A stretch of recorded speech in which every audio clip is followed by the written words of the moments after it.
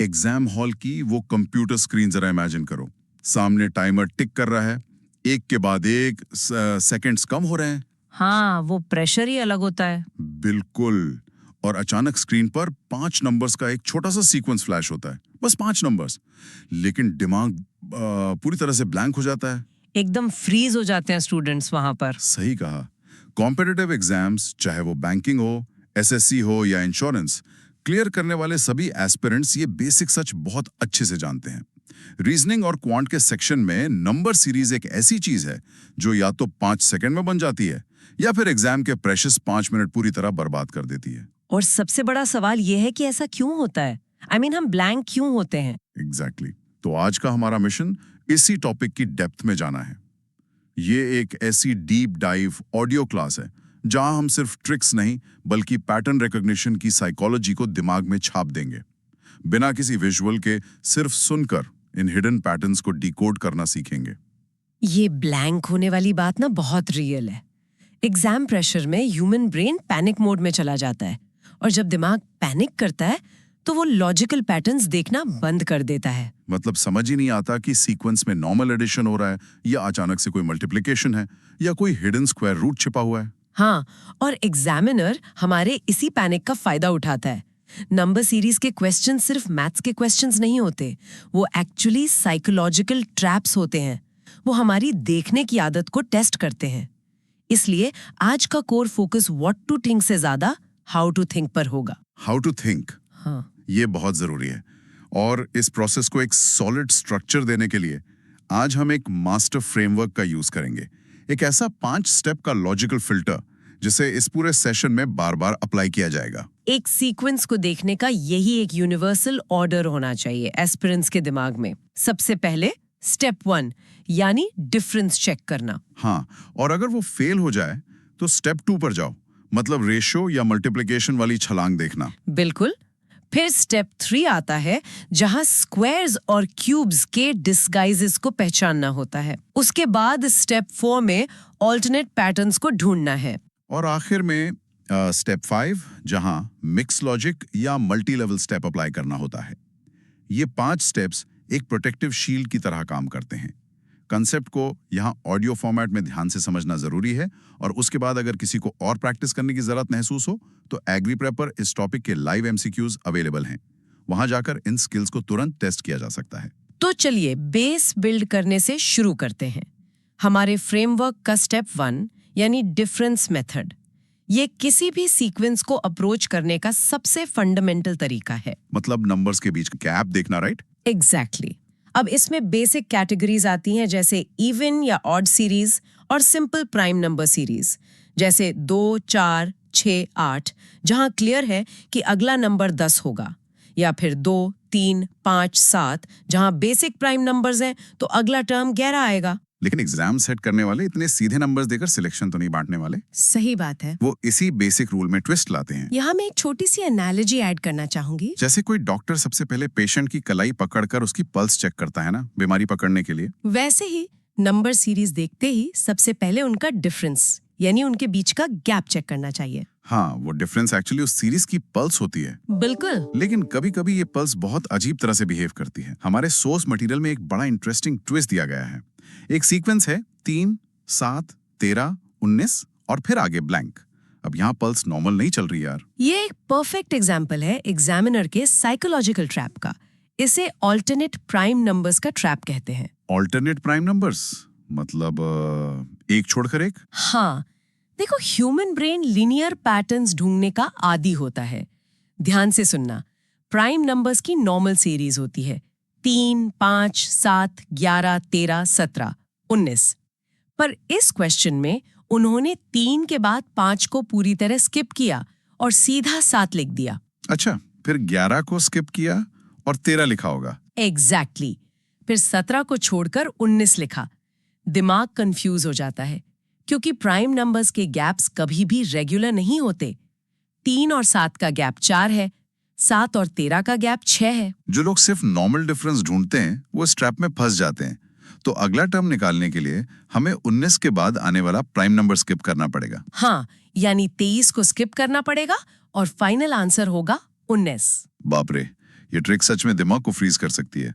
और ऐसी एक और कैटेगरी है जहां नॉर्मल पल्स फेल हो जाती है, एडिशन सीरीज। ओह हाँ, ये भी बहुत कॉमन है।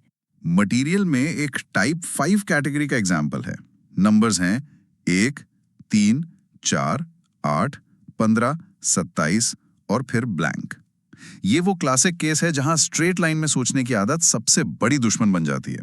अगर कोई इसमें सिर्फ बेसिक पल्स यानी लगातार डिफरेंस निकालता रह जाए तो वो पूरी तरह फंस जाएगा। वही ना, पहले 1 और 3 का डिफरेंस निकलेगा 2, फिर 3 और 4 का डिफरेंस 1, फिर 4 और 8 का 4, 8 और 15 का 7। ये 2, 1, 4, 7, ये तो कोई लॉजिकल पैटर्न ही नहीं बन रहा। यही तो ऑप्टिकल इल्यूजन है नंबर्स का। एग्जामिनर चेक कर रहा है कि एस्पिरेंट का विजन कितना ब्रॉड है। इस सीरीज में लॉजिक सिर्फ अगल बगल वाले नंबर्स को माइनस करने का नहीं है, बल्कि पीछे से ऐड करने का है। पीछे से ऐड करना कैसे? पहले 3 नंबर्स पर फोकस करते हैं, 1, 3 और 4। अगर इन तीनों को ऐड किया जाए तो 1 + 3 + 4 = 8 बनता है, जो कि हमारा चौथा टर्म है। ओह वाह, तो पिछले 3 टर्म्स को मिलाकर अगला टर्म बन रहा है। बिल्कुल।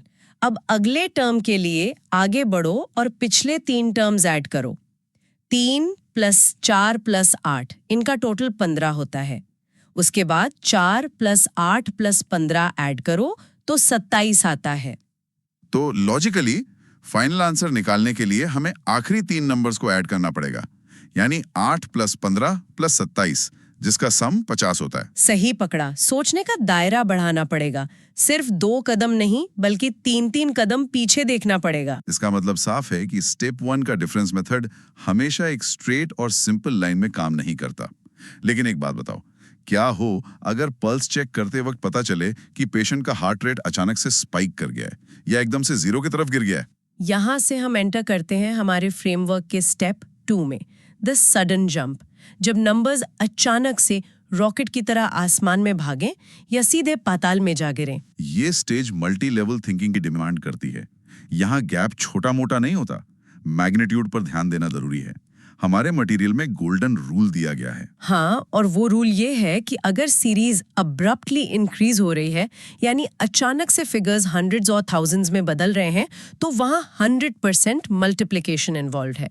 वहाँ एडिशन काम नहीं आ सकता। एक सीक्वेंस देखते हैं, 2, 3, 6, 18, 108 और फिर 1944। इसको स्लोली प्रोसेस करते हैं। शुरुआत हुई 2 से और सिर्फ छठे टर्म पर हम ऑलमोस्ट 2000 के पास पहुंच गए। 1944। इतनी तेज स्पीड से नंबर सिर्फ तब भागते हैं जब मल्टीप्लाई हो रहे हों। और यहाँ स्पेसिफिकली पिछले 2 टर्म्स आपस में मल्टीप्लाई हो रहे हैं।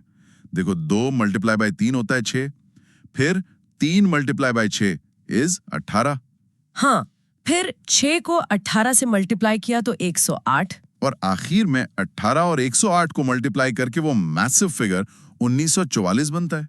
दिमाग को मैग्नीट्यूड समझना चाहिए। अगर सिंगल डिजिट सीक्वेंस अचानक 4 डिजिट में तब्दील हो रहा है तो टाइम वेस्ट करके माइनस मत करो, सीधा मल्टीप्लिकेशन का लॉजिक ढूंढो। पर इसका उल्टा भी तो उतना ही सच है।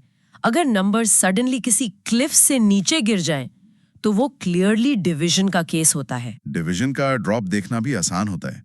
मैग्नीट्यूड का क्रैश होना सबसे बड़ा सिग्नल है। एक एग्जाम्पल लेते हैं मटेरियल से। एक 720, फिर सीधा 1020, फिर 204, फिर 51 और एंड में 17। सोचिए, 6000 से शुरू होकर सिर्फ 4 कदम में सीक्वेंस 17 पर गिर गया। ये एडिशन या सब्सट्रैक्शन से फिजिकली इम्पॉसिबल है। यह क्लियर कट कैस्केडिंग डिवीजन चल रहा है। पहले एक 720 को 6 से डिवाइड किया तो 1020 आया, फिर 1020 को 5 से डिवाइड किया तो 204 आया। उसके बाद उसको 4 से डिवाइड किया तो 51 आया, और फिर 3 से डिवाइड किया तो 17। The divisor itself is decreasing, 6, 5, 4, 3। लेकिन यहाँ एक बहुत बड़ा सवाल पैदा होता है। एक ऐसी सिचुएशन जो हर साल बैंकिंग और एसएससी एग्जाम्स में बहुत से कैंडिडेट्स को परेशान करती है। कौन सी सिचुएशन? कुछ सीक्वेंसेस ऐसी होती हैं जो पहले गिरती हैं, मतलब एकदम से नीचे आती हैं, और फिर अचानक से बढ़ने लगती हैं ऊपर की तरफ। अब यहाँ दिमाग पूरी तरह से कंफ्यूज हो जाता है। गिरे तो डिवीजन, बढ़े तो मल्टीप्लिकेशन, पर दोनों एक ही जगह हों तो दिमाग डिवीजन सोचकर बैठ जाता है और ट्रैप में फंस जाता है। इसका क्या इलाज है? ये एग्जामिनर का सबसे चतुर ट्रैप है। जब भी कोई सीरीज पहले डिक्रीज हो और फिर इंक्रीज होने लगे तो वो क्लियर और लाउड सिग्नल है द फ्रैक्शनल ट्रिक का। The fractional trick? हाँ, ये बेसिकली फ्रैक्शनल मल्टीप्लिकेशन होता है। मटेरियल से एक सीक्वेंस लेते हैं 8, 4, 4, 6, 12, 30। ध्यान से मैग्नीट्यूड को ऑब्जर्व कीजिए। सीक्वेंस 8 से शुरू हुआ, गिरकर आधा हो गया, यानी 4 हुआ, फिर 4 ही रहा, स्टैग्नेंट, फिर अचानक बढ़कर 6, फिर 12 और फाइनली 30 हो गया। यहाँ दिमाग डिवीजन चिल्लाता है क्योंकि पहला स्टेप ड्रॉप हुआ है, पर एक्चुअली यहाँ पहले 8 को 0.5 यानी हाफ से मल्टीप्लाई किया गया है, तब 4 आया। अच्छा, तो ड्रॉप एक्चुअली डिवीजन था ही नहीं, वो फ्रैक्शन से मल्टीप्लाई किया गया था। क्या बात है। सही पकड़ा। फिर 4 को 1 से मल्टीप्लाई किया तो फिर से 4 आया, इसलिए वो स्टैग्नेंट था। उसके बाद 4 को 1.5 से मल्टीप्लाई किया तो 6 आया, फिर 6 को 2 से मल्टीप्लाई किया तो 12 और आखिर में 12 को 2.5 से मल्टीप्लाई किया तो 30 आया। ये तो 0.5, 1, 1.5, 2 और 2.5 का मल्टीप्लाई सीक्वेंस है। एग्जाम में बैठने वाले हर एस्पिरेंट के माइंड में ये सीक्वेंस डिफॉल्ट मोड में सेट होना चाहिए। बिल्कुल। सीक्वेंस का आधा होना और फिर बढ़ना मींस डायरेक्टली 0.5 का मल्टीप्लायर चेक करना है। ये फ्रैक्शनल ट्रिक कॉग्निटिव डिसोनेंस को बाईपास करने का सबसे सॉलिड हैक है। ड्रॉप देखकर डिवीजन मत सोचो, 0.5 का मल्टीप्लिकेशन सोचो। ब्रिलियंट। तो हमने डिफरेंस की पल्स चेक कर ली और मल्टीप्लिकेशन या डिवीजन वाले सडन जंप्स को डिकोड कर लिया। अब आगे बढ़ते हैं हमारे फ्रेमवर्क के स्टेप 3 पर। इस सेक्शन को द शेप शिफ्टर्स कहना बिल्कुल गलत नहीं होगा। यानी वो नंबर्स जो सीधे सीधे स्क्वायर या क्यूब तो नहीं है, पर अपना असली रूप बदलकर एक नकली मूंछ लगाकर उनके ठीक आजू बाजू बैठे होते हैं। नकली मूंछ काफी अच्छा मेटाफर है। मटेरियल में इनको टाइप 3, टाइप 4 और उनके सटल वेरिएशंस के अंदर कैटेगराइज किया गया है। एक बिगिनर लेवल का स्टूडेंट एग्जाम में डायरेक्ट स्क्वायर्स और क्यूब्स ढूंढता है, 4, 9, 16, 25 या फिर 8, 27, 64। पर आजकल के कॉम्प्लेक्स एग्जाम सिनेरियोज में नंबर्स इतने सीधे नहीं आते। एग्जामिनर इन नंबर्स को डिस्गाइज कर देता है ताकि वो सिंपल डिफरेंस की तरह दिखें और स्टूडेंट का वक्त बर्बाद हो। टाइम ही तो सबसे बड़ा दुश्मन है वहां। एक एग्जाम्पल देखते हैं, 12, 20, 30, 42 और उसके बाद ब्लैंक। अब अगर कोई नॉर्मल स्टूडेंट वही स्टेप 1 वाली पल्स चेक करेगा तो डिफरेंस निकालेगा। हाँ, वो सोचेगा 12 और 20 में +8 का गैप है, 20 और 30 में +10 का गैप है, 30 और 42 में +12 का गैप है। और फिर नेचुरली अगला डिफरेंस +14 होगा और आंसर 56 आएगा। पर ध्यान दीजिए, इस पूरे प्रोसेस में उस स्टूडेंट ने 30 से 40 सेकंड लगा दिए। एग्जाम में टाइम ज्यादा लग जाना एक गलत आंसर मार्क करने जैसा ही नुकसान करता है। यहाँ एक शॉर्टकट काम करता है, n² + n जाता है। अगर नंबर्स को बिना पेन उठाए मेंटली ऑब्जर्व किया जाए तो 12 एक्चुअली 3 का स्क्वायर +3 है, यानी 9 + 3। हाँ, वही 20 है 4 का स्क्वायर +4, 30 है 5 का स्क्वायर +5, 42 है 6 का स्क्वायर +6। तो क्लियरली बिना कोई लंबा गैप कैलकुलेट किए दिमाग को पता होना चाहिए कि अगला टर्म 7 का स्क्वायर +7 होगा, यानी 49 + 7 जो वही 56 आता है। पर इस मेथड से दिमाग में पैटर्न क्लिक करते ही फ्रैक्शन ऑफ अ सेकंड में आंसर आ जाता है। यही डिफरेंस है मेहनत और स्मार्ट ऑब्जर्वेशन का। एक और बड़ा अजीब वेरिएशन होता है जहां स्क्वायर्स या क्यूब्स में से कुछ सब्ट्रैक्ट किया जाता है। ये सच में नकली रूप बदल कर आते हैं। एक सीक्वेंस सुनिए, 0, 6, 24, 7, 120। ये एक्चुअली सब क्यूब्स के आजू बाजू घूम रहे हैं, पर दिमाग को ये इमीडिएटली दिखता नहीं है जब तक वो इनके आसपास के ट्रू क्यूब्स को ना पहचाने। इसको डिकोड करते हैं। 0 क्या है? 1 का क्यूब -1। वही 6 क्या है? दिमाग को तुरंत पता चलना चाहिए कि 6 एक्चुअली 8 के बहुत पास है और 8 होता है 2 का क्यूब, तो 6 है 2 का क्यूब -2। उसी तरह 24 देखते ही 27 याद आना चाहिए। 3 का क्यूब -3 हुआ 24। 60 है 4 का क्यूब -4 और 120 वही डिस्गाइज पहने हुए 125 है, यानी 5 का क्यूब -5। तो नेचुरली अगला नंबर निकालने के लिए 6 का क्यूब यानी 216 में से 6 माइनस करना होगा, तो आंसर आएगा 210। लेकिन एक बहुत इंपॉर्टेंट रियलिटी चेक यहाँ देना जरूरी है। ये डिस्गाइज्ड पैटर्न्स, ये रूप बदले हुए नंबर्स हवा में कैच नहीं होते। जब तक फाउंडेशन स्ट्रांग ना हो इन पैटर्न्स को पकड़ना ऑलमोस्ट इम्पॉसिबल है। सही बात है। इन मेमोरी हैक्स के बिना ये शेप शिफ्टर्स एग्जाम हॉल में इनविजिबल रहते हैं। कम से कम 30 तक के स्क्वायर्स और 15 तक के क्यूब्स फिंगर टिप्स पर याद होने ही चाहिए। रट्टा मारना जरूरी है। नंबर्स को देखकर अंदर से वो इंट्यूटिव फील आनी चाहिए कि भाई ये 120 रैंडम नंबर नहीं है, ये 11 के स्क्वायर 121 के पास है या 5 के क्यूब 125 के पास है। वो प्रॉक्सिमिटी क्लिक करनी चाहिए। रट्टा मारना सिर्फ पहला कदम है। असल गेम उस रटी हुई नॉलेज को रिकॉग्नाइज करना है जब वो डिस्गाइज्ड फॉर्म में हो। अब जब हमने डिफरेंस, सडन जंप्स और शेप शिफ्टिंग स्क्वायर्स और क्यूब्स कवर कर लिए हैं, तो चलते हैं हमारे फ्रेमवर्क के स्टेप 4 और स्टेप 5 पर, द इल्यूजन्स। पैटर्न्स का रूप ले लेती है। ओके, तो इस इल्यूजन को अनपैक करते हैं। एक एस्पिरेंट एग्जाम दे रहा है, उसने कैप चेक कर लिया, पल्स ठीक नहीं मिली, मल्टीप्लिकेशन या डिवीजन का जंप ट्राई कर लिया, वो भी नहीं है, स्क्वायर्स और क्यूब्स का रूप हटाने की कोशिश की, वहां भी कुछ नहीं मिला। अब ऐसी अजीब सी उलझी हुई सिचुएशन में उस एस्पिरेंट को एग्जैक्टली क्या करना चाहिए? ऐसी सिचुएशन में नंबर्स के अंदर मैथ्स ढूंढने के बजाय सीक्वेंस की विजुअल लेंथ पर ध्यान देना होता है। मटेरियल में इस इल्यूजन को तोड़ने की एक बहुत जरूरी ट्रिक दी गई है, जिसे हम 7+ टर्म्स ट्रिक का नाम दे सकते हैं। 7+ टर्म्स मतलब नंबर ज्यादा होंगे। हाँ, अगर किसी सीक्वेंस में टर्म्स की तादाद नॉर्मल से ज्यादा है, जैसे 7, 8 या 9 टर्म्स दे दिए गए हैं और सीक्वेंस एक अजीब सा जिग-जैग पैटर्न फॉलो कर रहा है, मतलब एक बार बढ़ रहा है, फिर घट रहा है, फिर बढ़ रहा है, तो समझ जाना चाहिए कि एग्जामिनर ने एक्चुअली 2 अलग-अलग सिंपल सीरीज को आपस में शफल करके एक लंबी कॉम्प्लेक्स दिखने वाली सीरीज बना दी है। शफल कर दिया। ये एक ऑप्टिकल इल्यूजन बनाने जैसा है, जहां 2 तस्वीरें एक के ऊपर एक रख दी गई हों। चलिए एक लाइव एग्जाम्पल को ध्यान से सुनते हैं। नंबर्स हैं 15, 14, 19, 11, 23, 8 और 27। ध्यान दीजिए मैग्नीट्यूड पर। 15 से 14 गिरा, फिर 19 पर उछला, फिर 11 पर आकर बुरी तरह गिरा और वापस 23 पर शूट हो गया। अगर कोई यहाँ लगातार डिफरेंस निकालता बैठ गया तो उसका वक्त और फोकस दोनों बर्बाद हो जाएंगे, क्योंकि यहाँ एक कंटिन्यूअस स्टोरी चल ही नहीं रही है, यहाँ 2 पैरेलल स्टोरीज चल रही हैं, राइट? एग्जैक्टली। दिमाग इसी वजह से फेल होता है, क्योंकि वो इसे एक यूनिफाइड पैटर्न मानने की गलती करता है। इसको अलग अलग ब्रेक करना पड़ेगा। पहली सीरीज बनेगी सिर्फ ऑल्टरनेट ऑड पोजीशंस पर बैठे नंबर से। देखते हैं, पहला नंबर 15, तीसरा नंबर 19, पांचवां नंबर 23 और सातवां नंबर 27। यहाँ कितना क्लियर +4 का सिंपल एडिशन चल रहा है। और दूसरी छिपी हुई सीरीज बनेगी इवन पोजीशंस पर। दूसरा नंबर 14, चौथा नंबर 11 और छठा नंबर 8। यहाँ क्लियरली -3 का सब्ट्रैक्शन हो रहा है। इस ट्रिक को आइडेंटिफाई करते ही टाइम वेस्ट किए बिना डायरेक्टली आंसर वाले टर्म की पोजीशन को निकालकर उसका रिस्पेक्टिव पैटर्न अप्लाई किया जा सकता है।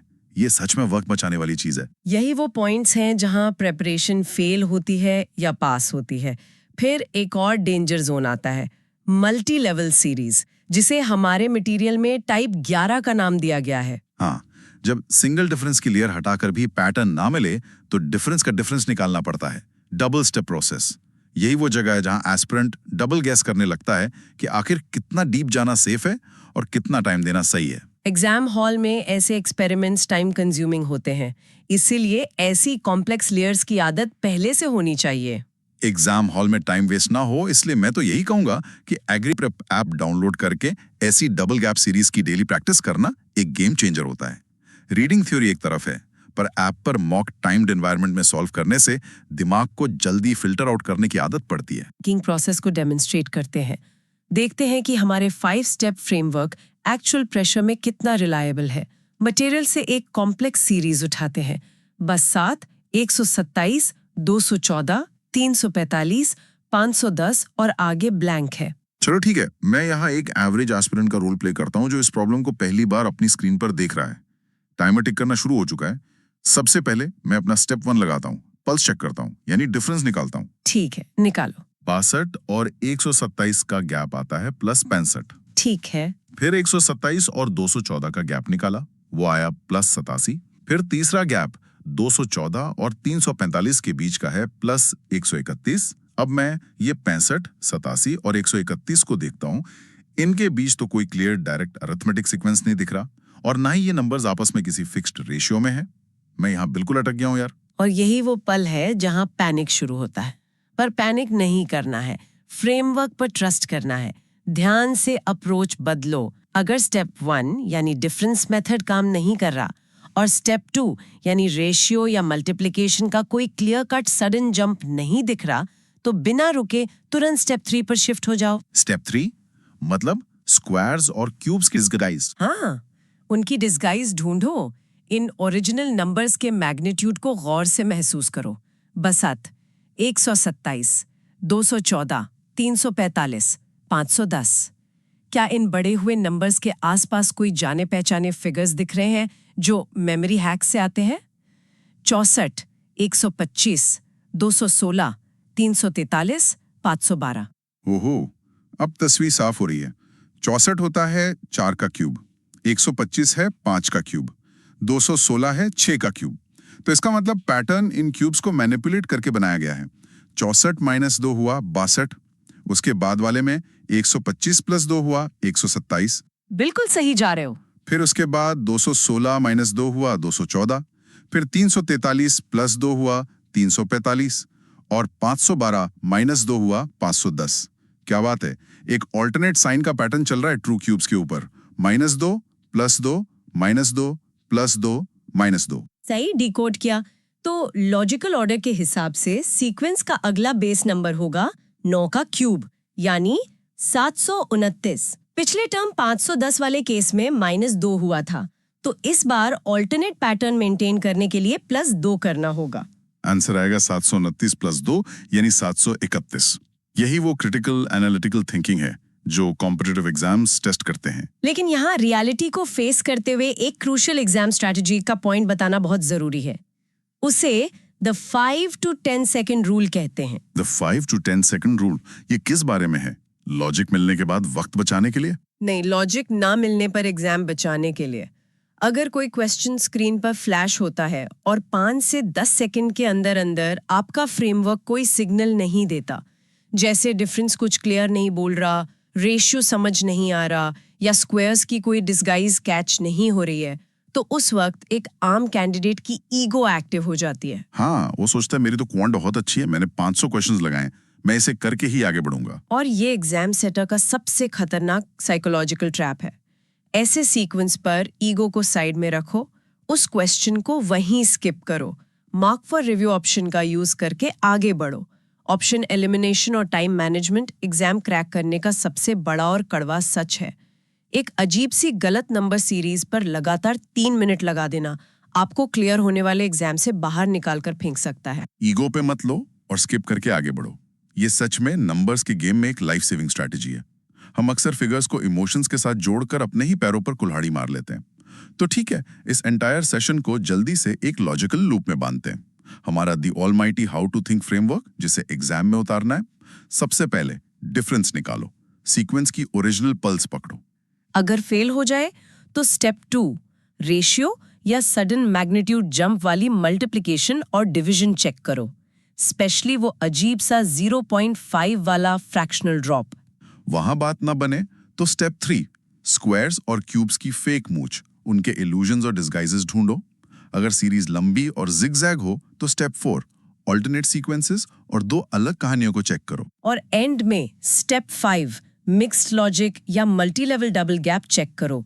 इस क्लियर यूनिवर्सल ऑर्डर में चलने से कैलकुलेशन मिस्टेक्स नहीं होंगी और ब्लैंक होने का डर पूरी तरह खत्म हो जाएगा। और इस डीपली एनालिटिकल थॉट प्रोसेस को अपना एक नेचुरल रिफ्लेक्स बनाने के लिए लगातार एग्जीक्यूशन और प्रैक्टिस चाहिए होती है। रट्टा सिर्फ मेमोरी तक रहता है, स्पीड प्रैक्टिस से आती है। आज के इस नॉनस्टॉप ऑडियो टीचिंग सेशन को सुनकर लॉजिकल क्लैरिटी आना एक स्टेप है, पर इसको असली मसल मेमोरी में बदलना ज्यादा जरूरी है। हाँ, बिल्कुल। तो इस डीप डाइव के खत्म होते ही अग्री प्रेप पर जाओ और आज ही नंबर सीरीज की एक फ्रेश क्विज अटेम्प्ट करो। जो 5 स्टेप का फिल्टर आज यहाँ सुनकर डिकोड किया है, उसे प्रैक्टिकली इंप्लीमेंट करके देखो कि क्या वो 5 to 10 सेकंड रूल सच में प्रेशर के अंदर दिमाग में नेचुरल इंस्टिंक्ट की तरह काम करता है या नहीं। जाते जाते एक आखिरी थॉट उन सभी एस्पिरेंट्स के लिए जो प्रेपरेशन को बहुत मोनोटोनस मान लेते हैं। नंबर सीरीज को एक सिलेबस खत्म करने वाले मैथ चैप्टर की तरह मत देखिए।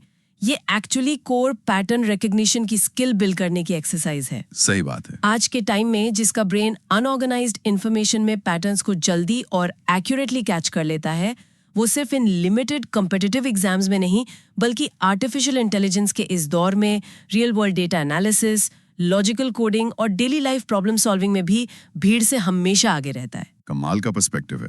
अगली बार जब स्क्रीन पर या जिंदगी में कहीं भी रैंडम नंबर्स देखो तो उन्हें एज अ बोरिंग कैलकुलेशन या बर्डन ट्रीट मत करो। उन्हें एक डिटेक्टिव पजल की तरह देखो। उन नंबर्स की शुरुआती पल्स चेक करो। देखो वो मैग्नीट्यूड में अचानक गिर रहे हैं या क्लिफ से छलांग मार रहे हैं।